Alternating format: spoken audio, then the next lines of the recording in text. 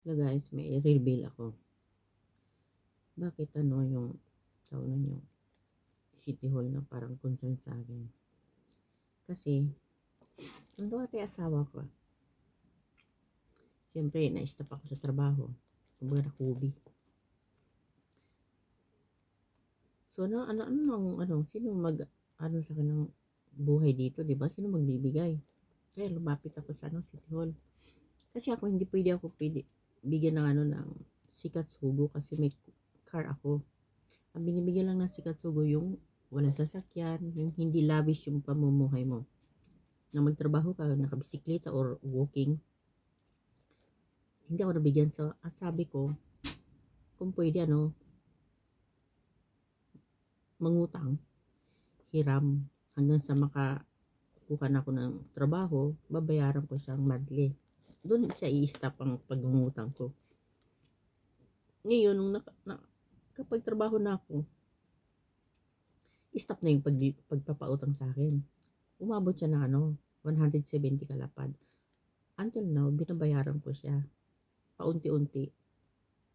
Kaya, ngayon, nagkaroon ako ng magandang hanap buhay. Sa tulong na rin ng City Hall sa akin. Alam nila yung pasok ngayon ng pera ko at labas din. So, kaya nagsisimpay sila sa akin kasi siyempre ang dami kong bayarin. Ano naman ang buhay ko dito kung kukunin nila lahat, di ba? So, nangyayari, inunti-unti nila nag-uusap-usap sila doon ng unti-unti. Kaya naman nag-aalala sila sa akin ng pagkain, kung ano-ano dito, di ba? Kasi pinapakita ko, pagkain ko, nandyan nga, mga dilata, mga biskwit. Kaya lang sila sabi, kaya nagtatanong lagi sa akin kung may bigas ako. Sabi ko, yan pa yung binigay nyo sa akin, dami pa. Tapos may mga dilata pa. Ang sweldo ko ngayon, nasa 21 kalapad, merong akong Shakay Hoken. Ang kinakalta sa akin ng Shakay Hoken, mag-aapat na lapad. So, sa 21 kalapad, bawasan ng 4 na lapad, magkano na? 17. Nandiyan na yung bahay, tubig, gas, gasolin, wifi, tinas. Tapos, siyempre sa pagkain din. So, ang natitira na lang may natitira man ng konti, pero yun, tinatago ko yun. Kasi, hindi natin alam kung anong mga emergency na naman ang darating, di ba? Kaya, paunti-unti, hindi naman ganun kalaki yan. Yung nagtatago ako ng gusinyen, chimang, ayan.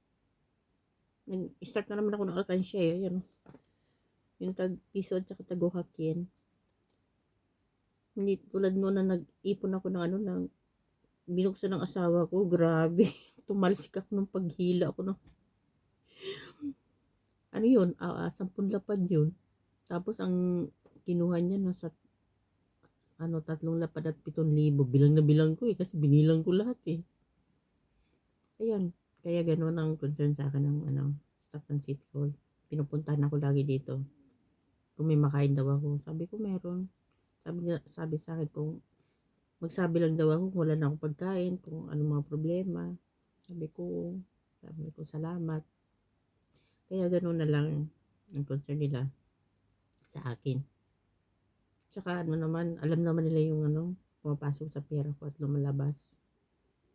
Kasi, siyempre, detalyado na, may number na ayun lang guys.